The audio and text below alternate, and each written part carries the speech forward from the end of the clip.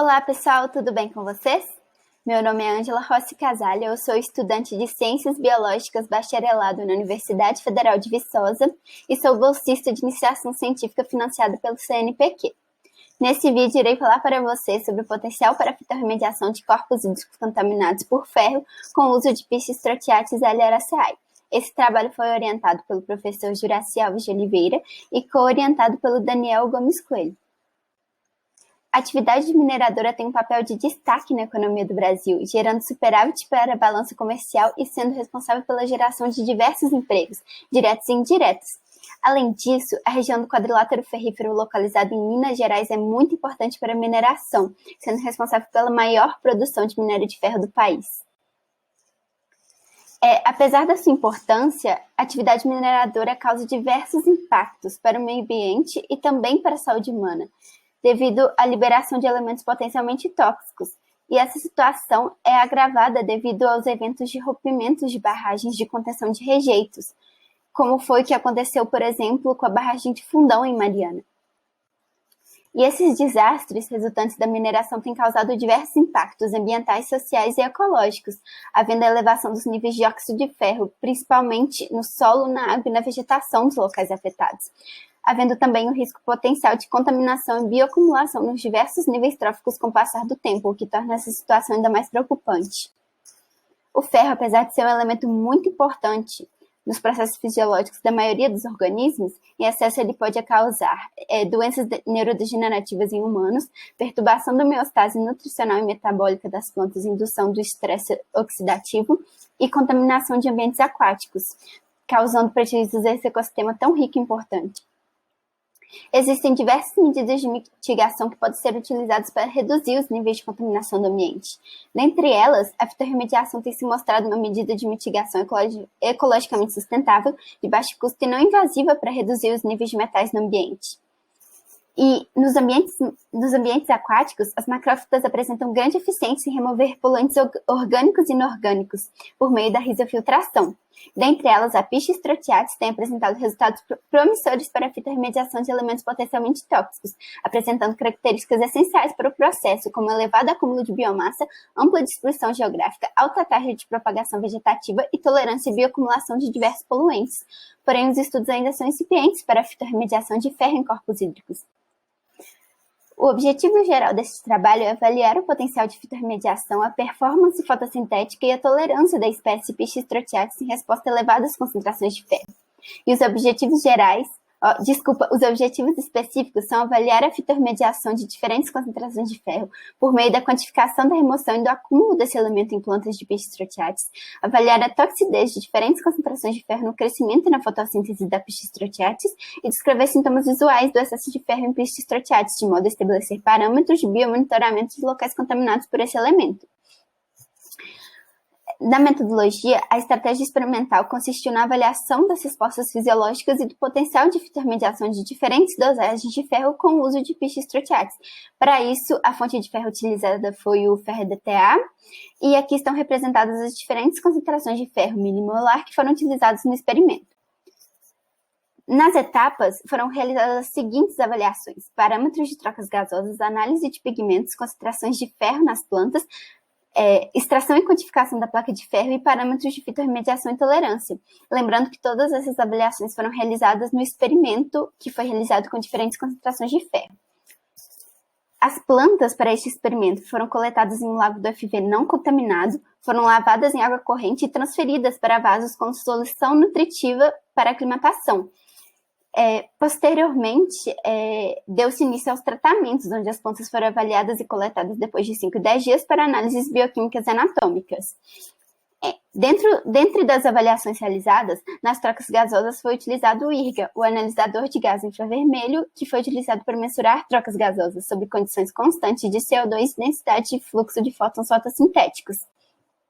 Na análise de pigmentos, 3 discos de 1 centímetro de diâmetro foram cortados da folha de Piscistratiates, foram colocados em frascos com 2 ml de solução de MSO em banho-maria a 65 graus Celsius por 45 minutos.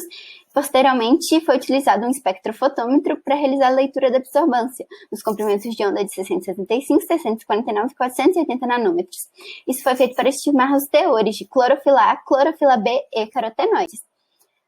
Na avaliação da concentração de ferro nas plantas, as folhas e raízes foram coletadas, colocadas em sacos de papel e secas em estufas.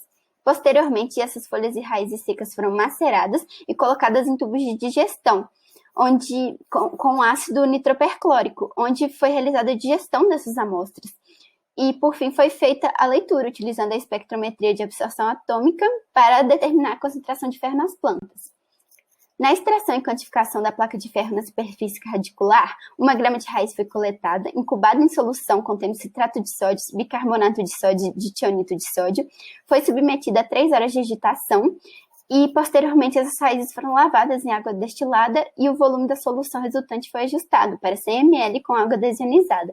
Por fim, o ferro adsorvido à superfície radicular foi quantificado utilizando a espectrometria de absorção atômica. Nos índices de fitorremediação e tolerância, após a quantificação do ferro acumulado nas folhas e raízes, foram calculados a capacidade de remoção do elemento, o potencial de risofiltração, o fator de bioacumulação e o fator de translocação. Agora irei falar dos resultados. Na análise visual, foram observados os sintomas visuais do excesso de ferro, que são muito importantes para estabelecer parâmetros de biomonitoramento dos locais contaminados. Nas imagens que irei mostrar a seguir, são referentes aos 10 dias de tratamento, sendo que esta é a imagem da planta controle. Quando as plantas são submetidas às altas concentrações de ferro, é possível perceber o aparecimento de sintomas de necrose, principalmente nas bordas das folhas e também na região meristemática. E com o aumento das concentrações de ferro, ocorre intensificação dessa necrose, o que indica que a planta pode ser bioindicadora de altas concentrações de ferro. Na análise de pigmentos, todas essas figuras que eu irei mostrar a seguir, as imagens da esquerda são referentes aos 5 dias de tratamento e as imagens da direita são referentes aos 10 dias de tratamento. Bom, na análise de pigmentos, podemos observar que, de uma forma geral, os pigmentos não diminuíram tanto, e isso aconteceu porque os sintomas da necrose estão apenas em algumas partes das folhas, principalmente nas bordas. Já na avaliação das trocas gasosas, a taxa de fotossíntese líquida se manteve estável nos primeiros 5 dias de tratamento, porém apresentaram uma queda de 39,6% nos 10 dias de tratamento. Porém, a taxa de transpiração se manteve estável, indicando que não houveram restrições difusivas para a ocorrência da fotossíntese.